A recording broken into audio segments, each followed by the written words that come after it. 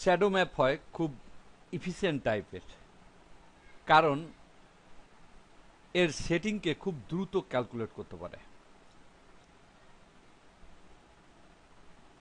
এর parameter setting করে খুব ভালো রেজাল্ট পাওয়া যায়। প্রথমেই আমি পার্সপেক্টিভ ভিউটা নির্বাচন করি এবং এর থেকে স্পটলাইটটা নির্বাচন করি। এবার মডিফাই প্যানেল থেকে নিচের দিকে যাই, শ্যাডো ম্যাপ প্যারামিটার,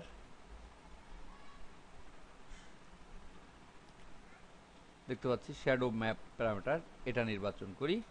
এখানে দুইটা প্যারামিটার রয়েছে, একটা হচ্ছে স্যাম্পল রেঞ্জ এবং আর একটা হচ্ছে সাইজ।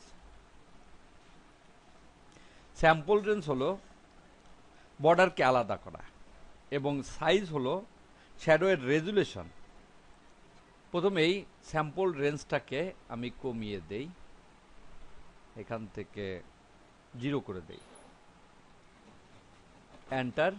দেখব এর পাশের বর্ডারটা পরিবর্তন হয়ে গেছে।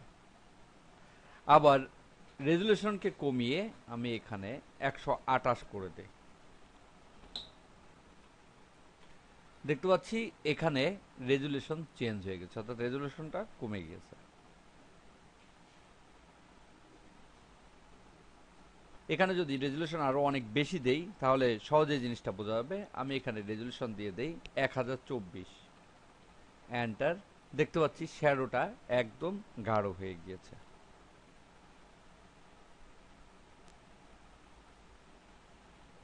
তবে এখানে মোস্ট ইউজফুল সাইজ হচ্ছে 512 থেকে 8000, অর্থাৎ 8 কিলোবাইট পর্যন্ত।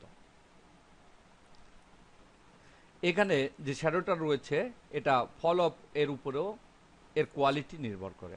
আমি ফল অফে যাই,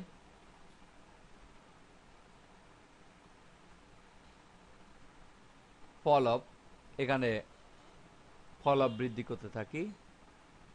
দেখতে পাচ্ছি শ্যাডোটা পরিবর্তন হচ্ছে। আবার কমিয়ে নিয়ে আসি জায়গায়, দেখতে পাচ্ছি পূর্বাবস্থায় চলে আসে। এভাবে ফল অফের উপরেও এই শ্যাডোটার কোয়ালিটি নির্ভর করে, কারণ এটা পিক্সেল বেস। আবার লাইটের ডিস্টেন্সের উপরেও শ্যাডো এর কোয়ালিটি নির্ভর করে। এখান থেকে স্পট ভিউটা নির্বাচন করি এবং এখান থেকে এই ভিউ পোর্ট কন্ট্রোলার থেকে প্রথম বাটনটার উপর ক্লিক করি এবং এখানে স্পটলাইটটা বৃদ্ধি করি। দেখতে পাচ্ছি শ্যাডোটার পরিবর্তন হচ্ছে। এখানে খেয়াল করলে বোঝা যাবে শ্যাডোটার কোয়ালিটি পরিবর্তন হচ্ছে।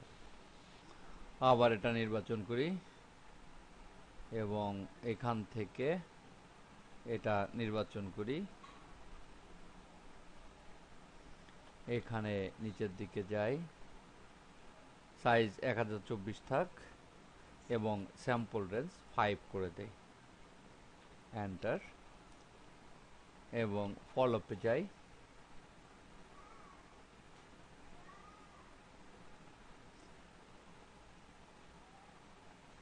এখানে ফল অফটা পরিবর্তন করে 24.6 করে দেই।